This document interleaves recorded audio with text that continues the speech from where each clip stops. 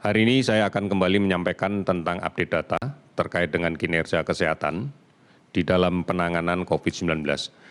Data ini kita himpun secara berjenjang dari gugus tugas tingkat kabupaten kota, provinsi, dan selanjutnya berada di pusat. Termasuk dari semua laboratorium yang melaksanakan pemeriksaan spesimen dengan menggunakan real-time PCR atau juga menggunakan TCM yang kita himpun melalui sistem yang kita sebut dengan all record. Hari ini kita melakukan pemeriksaan spesimen sebanyak 22.379 spesimen, sehingga total spesimen yang telah kita periksa adalah 1.061.367 spesimen. Dari jumlah ini kita mendapatkan penambahan kasus konfirmasi positif sebanyak 1.681 orang, sehingga saat ini totalnya adalah menjadi 75.699 orang. Mari kita perhatikan sebarannya. Dari kasus konfirmasi positif yang kita dapatkan hari ini, Jawa Timur melaporkan 518 kasus baru dan 207 sembuh. Kemudian DKI Jakarta melaporkan 404 kasus baru dan 160 sembuh. Sulawesi Selatan 173 kasus baru dan 107 sembuh. Kalimantan Selatan 77 kasus baru dan 107 sembuh. Jawa Tengah 70 kasus baru dan 30 sembuh. Papua 63 kasus baru dan 7 sembuh.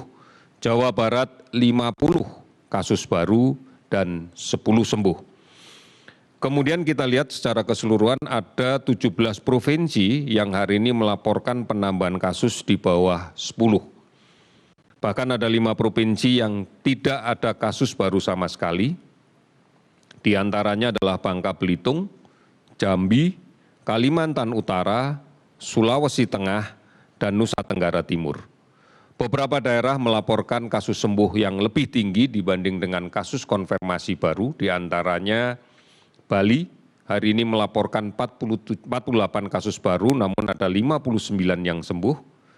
Banten, 12 kasus baru dengan 50 sembuh. Maluku, 10 kasus baru dengan 25 sembuh. Kemudian Kalimantan Barat, 3 kasus baru dan 12 sembuh. Sulawesi Tenggara 2 kasus baru, 5 sembuh. Jambi tanpa ada penambahan kasus baru dan melaporkan 9 sembuh. Sehingga total kasus sembuh pada hari ini yang kita terima adalah 919 orang. Akumulasi total sembuh adalah menjadi 35.638 orang. Kasus baru yang kita terima sebagian besar adalah dari hasil tracing yang kita lakukan secara masif dari kontak dekat kasus terkonfirmasi positif.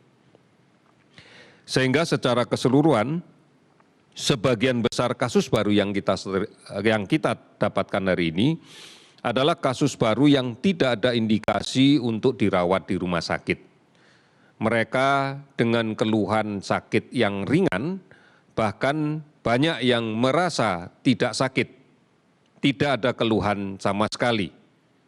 Ini yang menjadi penting untuk kita pahami, artinya bahwa saudara-saudara kita yang terkonfirmasi positif saat ini harus melaksanakan karantina secara ketat, karantina mandiri secara ketat, agar tidak menjadi sumber penularan bagi orang yang lain. Ini yang kemudian kita lihat bahwa kasus beban layanan rumah sakit tidak meningkat, meskipun kasus baru kita temukan lebih banyak. Kasus-kasus inilah yang kemudian menjadi perhatian khusus, karena inilah yang menjadi kewaspadaan kita agar tidak menjadi sumber penularan di tengah masyarakat.